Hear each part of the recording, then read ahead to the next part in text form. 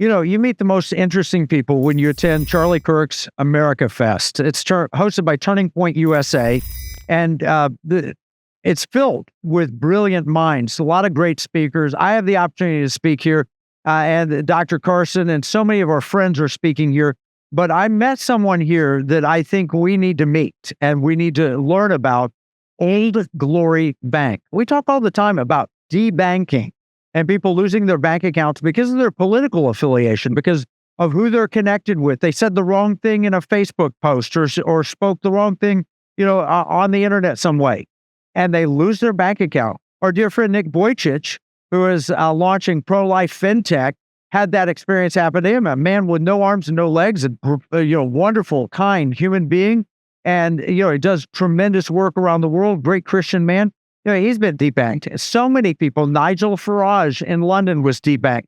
So many great people lost their bank account simply because they held a certain political affiliation. And I believe that's what Old Glory Bank was established for. We've got Eric in, and now you're the president and the chief strategy officer. Chief strategy officer and president of a division of ours called Old Glory Pay, which I'll be happy to talk about at some point while we're here together. But happy to tell you about the bank. I appreciate you're interested in what we're doing. Well, first, let's talk about America Fest. What brought you here? What are you doing while you're here? We are an exhibitor. So Old Glory Bank is a sponsor of the organization. We have a booth that people can come visit and stop by, learn about the bank.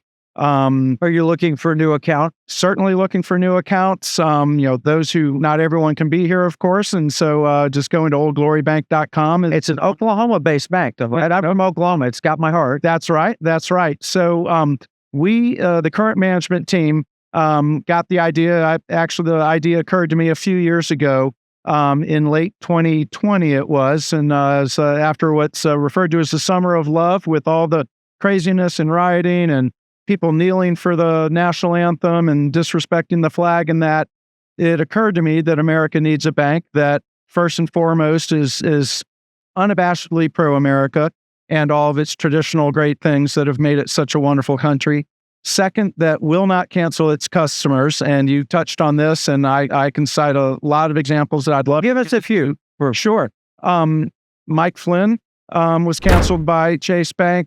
John Eastman, one of Trump's attorneys, was canceled quite publicly. It was written up about. USAA and B of A asked him to go seek institution, other financial services elsewhere. The whole Trump family, Don Trump Jr. was canceled by PNC Bank. Now, this was a conspiracy theory until there was a podcast. Mark Andreessen, most recently on Joe Rogan, I think is what you're referring to, that really brought it out to the forefront. And it has been reported and articles about it here and there, but we've been preaching it the past several years, and we're very excited and pleased to see that some very prominent folks like Mark Andreessen, like Elon Musk, weighing in on it, from Joe Rogan to Barry Weiss interviewed Mark Andreessen as well, and on his own podcast he's been talking about it. But a lot of historically, it was kind of